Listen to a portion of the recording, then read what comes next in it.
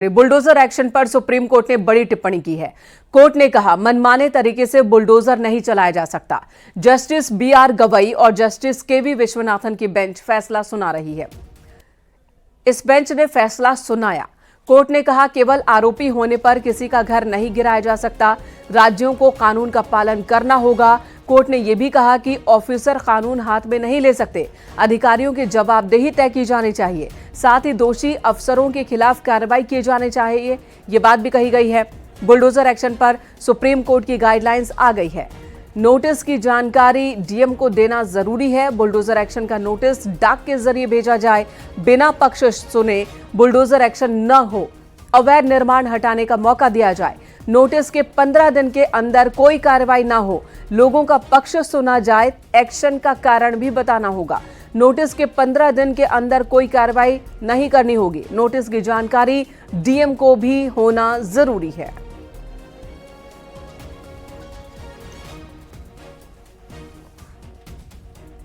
किसी भी अक्यूज के घर को किसी भी बात पे किसी पे भी इल्जाम लगा के घर तोड़ देते थे। अब सुप्रीम कोर्ट ने दिशा निर्देश पास किया है कि आपको नोटिस देना पड़ेगा, कम से कम 15 दिन का वक्त देना पड़ेगा। जो कंपाउंडेबल है प्रॉपर्टी का पार्ट, उसे कंपाउंड किया जाएगा।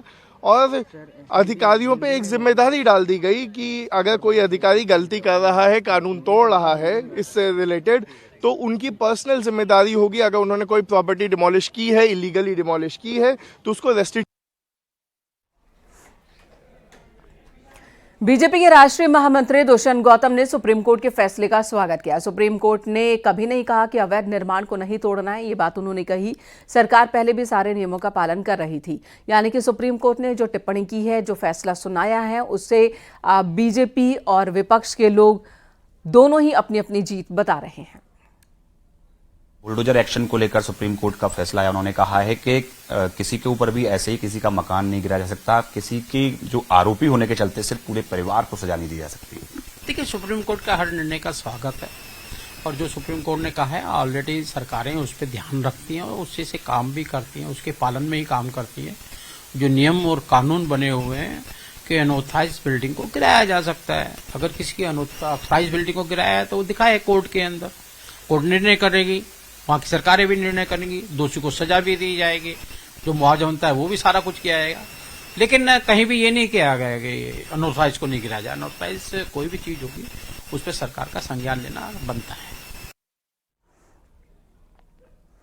सुप्रीम कोर्ट के फैसले पर मिली जुली प्रतिक्रिया सामने आ रही है। मंत्री ओम प्रकाश राजभर ने कहा कि सरकार का इरादा किसी का घर गिराने का कभी रहा ही नहीं है। अगर किसी अपराधी ने अवैध संपत्ति अर्जित की है और सरकारी जमीन पर घर बनवाया है तो उसे खाली कराया जाता है। वहीं कांग्रेस ने बुलडोजर एक्शन पर सुप्रीम कोर्ट के फैसले का स्वागत किया। राज्यसभा सांसद प्रमोद तिवारी ने आरोप लगाया कि बुलडोजर राजनीतिक बदले का हथियार बन गया था और अब सुप्रीम कोर्ट ने उसी पर रोक लगाई है। सुप्रीम कोर्ट के फैसले का स्वागत पूरा देश करता है, सरकार भी करती है, विपक्ष भी करता है। सरकार की मंशा नहीं कि किसी का मकान गिरावे। अगर कोई अपराधी अवैध संपत्ति कलेक्ट किया और सरकारी जमीन पर वो अगर मकान बनाया हुआ है तो उस सरकारी जमीन को खाली कराया जाता है। ऐसे अपराधियों से, ऐसे शरारती तत्वों से सरकार किसी की निजी संपत्ति पर कभी मकान गिराने का। मैं सर्वोच्च न्यायालय के इस निर्णय का स्वागत करता हूं, अभिनंदन करता हूं, जिसमें उन्होंने अवैधानिक माना है, गैर कानूनी माना है, इलीगल माना है इस बुलडोजर एक्शन। बुलडोजर पर्याय बन गया था राजनीतिक हथियार के। ये नेचुरल जस्टिस का खिलाफ है। मेरी समझ में नहीं आता, अभी ट्रायल हुआ नहीं, कोई दोषी ठहराया नहीं गया और आप उसके घर की छत या घर या प्रतिष्ठान समाप्त किए। मान लीजिए वो दोषी भी हो जाए तो उस घर में रहने वाले माँ बाप, बच्चों का क्या दोष जो उस छत के नीचे रह रहे। ये पूरी तरीके से भारत के संविधान के खिलाफ था। कांग्रेस पार्टी कह रही थी, लगातार मैं कह रहा था और आज सुप्रीम कोर्ट ने वही फैसला दिया। मैं सत अभिनंदन करता हूं सुप्रीम कोर्ट का और पूछना चाहता हूं भाजपा के हुक्मरानों का अब आप क्या करेंगे और जो नुकसान आपने पहुंचाया है इस देश की छवि को, उसकी भरपाई के लिए क्या माफी मांगेंगे? और इसी बीच बरेली में पहाड़गंज में अवैध कॉलोनी को बुलडोजर से गिराया गया। बिना नक्शा पास कराए कॉलोनी बनाई जा रही थी, जिसके बाद प्राधिकरण ने यहां पर कार्रवाई की है। तकरीबन 25 बीघा में कॉलोनी बसाने की तैयारी थी। बताया जा रहा है कि यह कॉलोनी बीजेपी नेता हरिओम राठौर की है।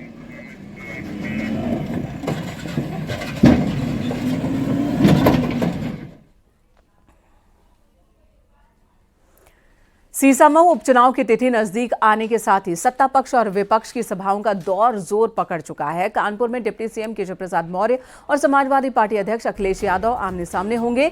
आज केशव प्रसाद मौर्य की ग्वालटोली चौराहे पर चुनावी सभा है, तो वहीं पूर्व सीएम और सपा के राष्ट्रीय अध्यक्ष अखिलेश यादव की भी जनसभा है। 20 नवंबर को मतदान है। इससे पहले दोनों राजनीतिक दल अपने अपने दमखम को दिखाना चाहते हैं, ताकि परिणाम आने पर किसी को अपनी कोशिश और मेहनत पर मलाल ना हो। आपको बता दें, बीजेपी ने सीसामऊ से सुरेश अवस्थी को मैदान में उतारा है, तो उनके सामने समाजवादी पार्टी के नसीम सोलंकी है। तो नसीम सोलंकी, जो कि समाजवादी पार्टी की कैंडिडेट हैं, वो चुनाव मैदान में है।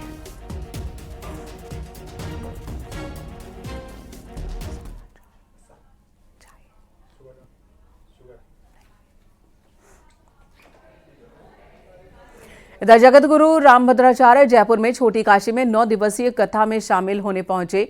इस मौके पर जगतगुरु रामभद्राचार्य ने कहा कि जब तक श्री कृष्ण जन्मभूमि के पक्ष में फैसला नहीं आ जाता, तब तक मैं मथुरा या किसी भी कृष्ण मंदिर में नहीं जाऊंगा।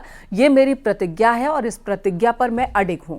वहीं पाकिस्तान को लेकर उन्होंने कहा कि जल्द ही पाकिस्तान नक्शे से बाहर होगा। धर्म और राजनीति के घालमेल पर उन्होंने कहा कि दोनों एक दूसरे के पूरक हैं और एक दूसरे के बिना अधूरे हैं।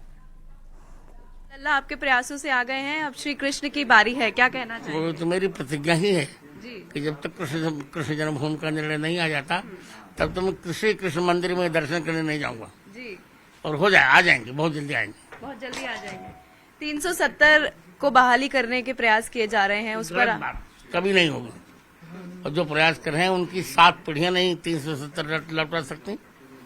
बहुत उचित कदम है, हम ही लोगों की समझ से 370 आया है, और वो तो नहीं, ऐसे बयान नहीं देने चाहिए, ना प्रयास करने चाहिए। जी, आपने कहा कि पाकिस्तान जो है जल्द ही नक्शे से ही बाहर हो जाएगा। बिल्कुल, हम प्रयास यही करेंगे, हो जाए जी। हमें नहीं सहन हो रहा है जी। आजकल सरकारें जो है धर्म की राजनीति कर रही है, धर्म को टूल बनाया जा रहा है, उस पर आपका क्या मानना है? नहीं, देखिए, राजनीति और धर्म का एक ऐसा संबंध है। क्या नाम आपका? पहले आप अपना नाम बताइए। महिमा जैन। महिमा जैन। विवाहित है कि विवाहित? अविवाहित। अच्छा, जैसे पति का पत्नी से संबंध होता है, उसी प्रकार धर्म का राजनीति से संबंध है। धर्म पति है और नीति पत्नी है। पति के बिना पत्नी विधवा होती है, पत्नी के बिना पति विधुर होता है। इसे धर्म को राजनीति से अलग नहीं किया जा सकता। आपने कहा कि लोगों ने साथ नहीं दिया कमल का, उपचुनाव हो रहे हैं, थोड़ा अच्छा नहीं लगा। अब मंगल होगा, अब मंगल होगा। मतलब इस बार जो उपचुनाव हो रहे हैं उसमें कमल खिलेगा? बिल्कुल खिलेगा, चकाचक रहेगा। कानपुर में 20 तारीख को सीसामऊ विधानसभा उपचुनाव होने हैं। ये इलाका बेहद संवेदनशील माना जाता है, क्योंकि यहां पर मिली जुली आबादी है। चुनाव के दौरान हर बार यहां पर कुछ न कुछ गड़बड़ियां जरूर होती है। यही वजह है कि इस बार चुनाव से पहले ही पुलिस ने इस पूरे इलाके के रहने वाले लगभग 200 अराजक तत्वों को चिन्हित किया है। इनमें से लगभग 50 को जेल भेजा गया है। इसके अलावा बाकी लोग की धरपकड़ के लिए पुलिस की कई टीमें लगाई गई हैं। कई अपराधियों को जिला बदर भी किया गया है।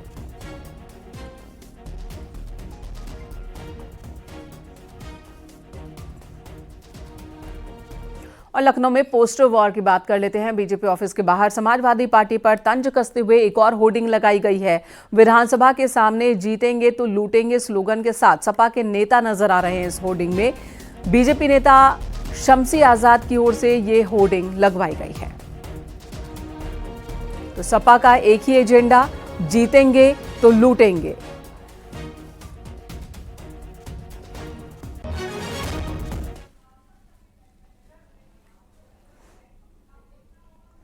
द नोएडा अथॉरिटी में जांच के लिए शासन ने 3 कमेटी बनाई है। नोएडा अथॉरिटी से आवंटित सभी ग्रुप हाउसिंग प्लॉट आवंटन की जांच होगी। बिल्डर्स को फायदा पहुंचाने के लिए 2008-9 में नोएडा अथॉरिटी के अधिकारियों ने नियम बदल दिए थे। कमजोर आर्थिक स्थिति वाले बिल्डर्स को नुकसान और बड़े बिल्डर्स को फायदा हो, इस तरह की एक व्यवस्था बना दी गई थी।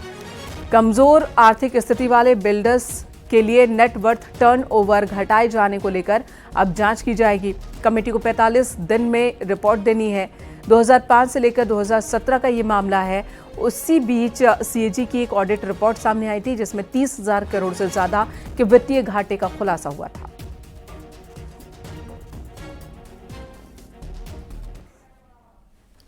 आतंकवाद और सीमा पार खतरों से निपटने के लिए यूपी सरकार ने बड़ा फैसला लिया है। यूपी में जल्द एटीएस की 5 और यूनिट स्थापित की जाएंगी। नेपाल बॉर्डर से सटे जिलों में एटीएस की नई यूनिट्स की स्थापना की जाएगी। पीलीभीत, लखीमपुर खीरी, सिद्धार्थनगर में एटीएस यूनिट बनाई जाएगी। नक्सलियों पर नजर रखने के लिए मिर्जापुर में भी एटीएस की यूनिट बनाने की तैयारी है और इसी के साथ आतंकी गतिविधियों पर नजर रखने के लिए मुरादाबाद में भी एटीएस की यूनिट स्थापित करने की तैयारी है।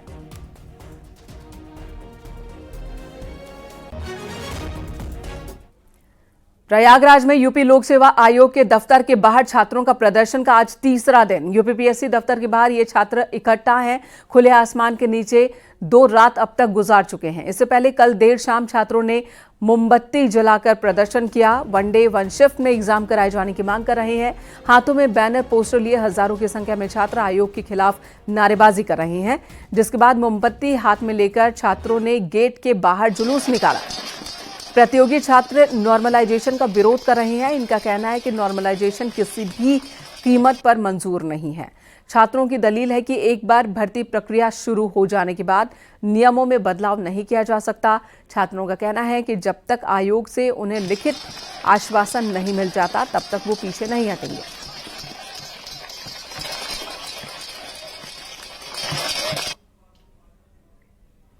यूपी लोक सेवा आयोग की 2 भर्ती परीक्षाओं में नॉर्मलाइजेशन और इसके साथ साथ दो दिन और कई शिफ्ट में परीक्षा कराए जाने को लेकर जो अभ्यर्थी हैं वो लगातार आंदोलित है। लगातार तीसरे दिन ये विरोध प्रदर्शन यहाँ पर चल रहा है। आप साफ तौर पर देखिए कि जो गेट नंबर 2 है आयोग का, उसके बाहर रैपिड एक्शन फोर्स की तैनाती की गई है, लेकिन इसके बाहर बिल्कुल यहाँ पर दरी बिछाकर तमाम जो प्रतियोगी छात्र छात्राएं हैं वो यहाँ पर डटे हुए हैं। बात अगर हम करें तो आज ये तीसरा दिन है। 48 घंटे का समय हो चुका है। सड़क दोनों तरफ 500 मीटर करीब 1 किलोमीटर के दायरे में आयोग के सामने जो सड़क है उस पर यातायात पूरी तरह से बंद है। और चूंकि सुबह का वक्त है, तीसरा दिन है, देखिए इनके हाथ में चाय की केतली भी है, बिस्किट खा रहे हैं। बिस्किट खाकर ये लड़ाई यहाँ पर लड़ रहे हैं और इनकी जो मांग है कि जो देखिए कि जो पोस्टर है, पढ़ेंगे, लड़ेंगे, जीतेंगे, हक मिलने तक नहीं हटेंगे, say no to normalisation, one day one shift, तो इस तरह के तमाम पोस्टर भी इनके हाथों में हैं और तमाम लोग यहाँ पर बैठे हैं और ये माना जा रहा है कि दिन जैसे निकलेगा तमाम लोग जो डेलीगेसी में गए हैं तो वो लोग भी यहाँ पर वापस आएंगे। उसके बाद संख्या ये बढ़ सकती है। आयोग से इनकी जो मांग है वो अभी तक पूरी नहीं हुई है। लोगों से बात कर लेते हैं। राजन जी, जरा इधर शिफ्ट होइए और ये बताइए कि क्या मांग है आपकी और कब तक ये आंदोलन ऐसे चलेगा? जी सर, हमारी मांग है कि पीसीएस और आरओ दोनों परीक्षा वन डे वन शिफ्ट में हो और जब तक हमें नोटिस नहीं मिलेगी तब तक हम लोग यहाँ से नहीं उठेंगे। अच्छा, ये बताइए कि कहाँ पर, चूंकि कब आखिरी बार संवाद कब आप लोगों से प्रशासन और आयोग के अधिकारियों ने किया है? सर, आयोग के अधिकारियों द्वारा जो भी संवाद हो रहा है वही, मतलब जो पहली बार वो कह रहे थे वही बार बार कह रहे हैं हम शासन से बात करेंगे, शासन से बात करेंगे, और शासन स्तर से अभी इनके पास कोई जवाब ही नहीं आ रहा। इसी बीच विरोध प्रदर्शन में शामिल 2 बाहरी नामजद और कई युवाओं के खिलाफ एफआईआर दर्ज की गई है। लोक सेवा आयोग चौकी प्रभारी की ओर से अभिषेक शुक्ला और राघवेंद्र नाम के 2 लोगों पर एफआईआर दर्ज की गई है। 10 और अज्ञात के खिलाफ भी केस दर्ज किया गया है। प्रदर्शनकारियों के बीच में पहुंचकर आयोग के गेट के बाहर नगर निगम की होर्डिंग फाड़ने का इन पर आरोप है। प्रचार प्रसार के लिए नगर निगम की ओर से खंबे पर एक कोचिंग संस्थान की होर्डिंग लगाई गई थी। बैरियर पर चढ़कर होर्डिंग फाड़ने का और बैरियर तोड़ने का आरोप लगा है। पुलिस मामला दर्ज कर नामजद युवकों की तलाश में है, जबकि 10 अज्ञात के वीडियो के आधार पर पहचान की जा रही है।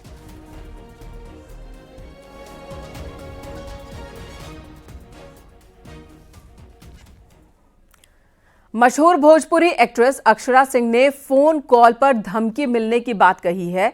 ये खबर सामने आई कि अक्षरा से फोन पर रंगदारी मांगी गई है। फोन करने वाले ने कहा कि 2 दिन के अंदर अगर रकम वो नहीं देती हैं तो उन्हें जान से मार दिया जाएगा। अक्षरा ने दानापुर थाने में अज्ञात लोगों के खिलाफ लिखित शिकायत दी है। भोजपुरी की सबसे पॉपुलर और सबसे ज्यादा पेड एक्ट्रेस अक्षरा सिंह, जिनसे फोन कॉल पर 50 लाख रुपए की रंगदारी मांगी गई है। और शॉकिंग बात यह है कि रंगदारी न देने पर जान से मारने की धमकी दी गई है। जानकारी के मुताबिक फोन करने वाले ने कहा कि अगर 2 दिन के अंदर रकम नहीं दी जाती है तो उन्हें जान से मार दिया जाएगा। अक्षरा सिंह ने लिखित आवेदन दानापुर थाना में दर्ज कराया है, जिसके बाद पुलिस अब जांच में जुटी है।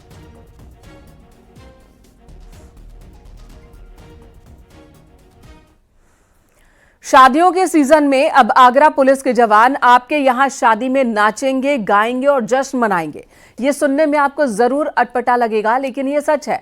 अब आगरा पुलिस ने शादियों में बढ़ते चोरियों के मामले की रोकथाम के लिए ये नया तरीका अपनाया है और इसके लिए अलग अलग टीम बनाई गई है। सभी की ड्यूटी लगाई गई है। शादी घर और होटल्स में जवान सिविल ड्रेस में तैनात होंगे और मौका मिलते ही चोरी करने वाले शातिर चोर को गिरफ्तार कर लेंगे।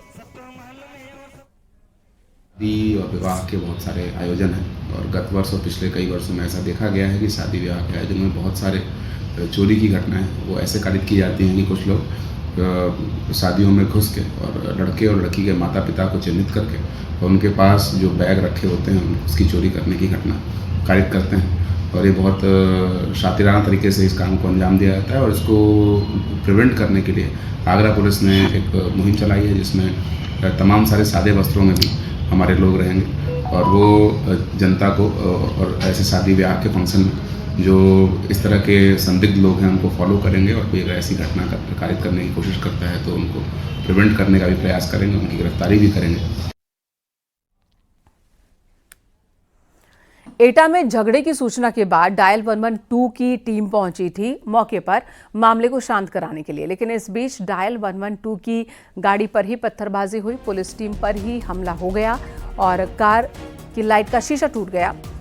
पत्थर मारकर आरोपी मौके से भाग गया। डायल 112 की टीम राजा का रामपुर कस्बे में एक झगड़े की सूचना पर पहुंची थी।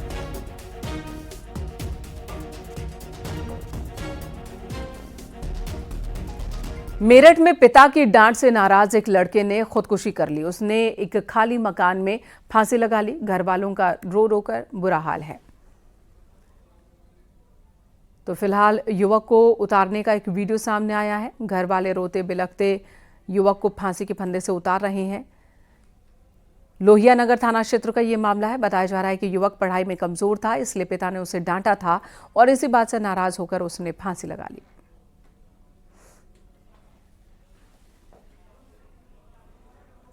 उधर लखनऊ में जबरदस्त सड़क हादसा हुआ। 12 स्कूली बच्चे जख्मी हो गए। बेकाबू कार की टक्कर से 2 ई-रिक्शा पलट गया और इसमें बैठे थे स्कूल के बच्चे जो कि जख्मी हुए हैं। सभी घायलों को गंभीर हालत में अस्पताल में भर्ती करवाया गया। आलमबाग इलाके के CPH रेलवे कॉलोनी के सेतु कर्मशाला मोड़ पर यह हादसा हुआ है। सुबह करीब 8 बजे थाना आलमबाग में टेली पुड़िया के पास 3 ई-रिक्शा जो कि स्कूली छात्रों को लेके जा रहे थे। ये स्कूली छात्र CMS और लखनऊ पब्लिक स्कूल के पढ़ने वाले थे। इन तीनों ई-रिक्शा में करीब 12 छात्र बैठे हुए थे। इनका एक्सीडेंट एक वैन से हुआ जिसमें कि 12 छात्रों को चोटें आई। इसमें से 4 छात्रों को ये मामूली फर्स्ट एड देके रेफर घर छोड़ दिया गया है और 8 छात्रों का इलाज इंदौर हॉस्पिटल में चल रहा है। मेरठ में कुंडल छीनकर भागने वाला बदमाश पुलिस एनकाउंटर में घायल हुआ है, जिसके बाद पुलिस ने उसे गिरफ्तार किया।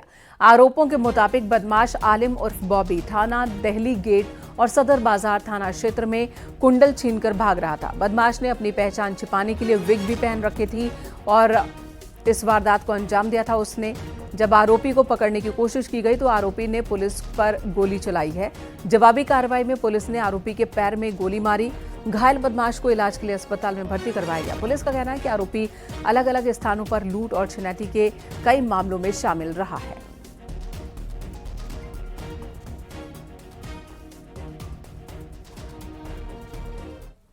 नवंबर को थाना सदर बाजार और थाना दिल्ली गेट में 2 जगहों पर एक बदमाश द्वारा ये कुंडल छीनने की घटना कारित की गई थी इस घटना के अनावरण के लिए थाना सदर बाजार पुलिस और थाना देली गेट पुलिस को लगाया गया था।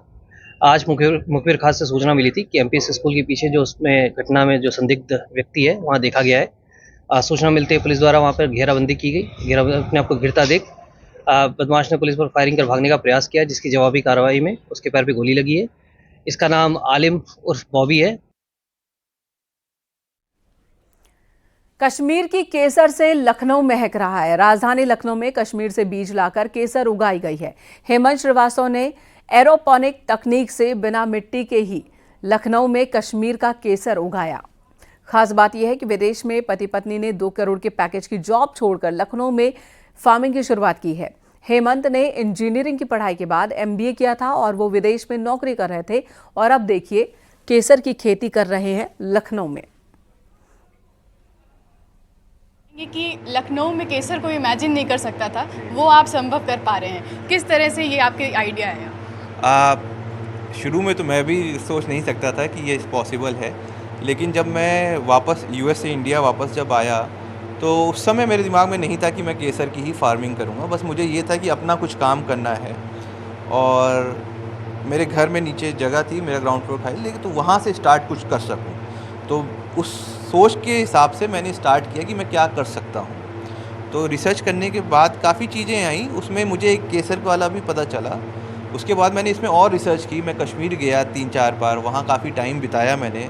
वहाँ के फार्मर ग्रोवर्स जो हैं उनके साथ बिताया टाइम, उनसे पूछा कि क्या दिक्कतें उनको वहाँ हो रही हैं और क्या चैलेंजेस फेस हो रहे हैं।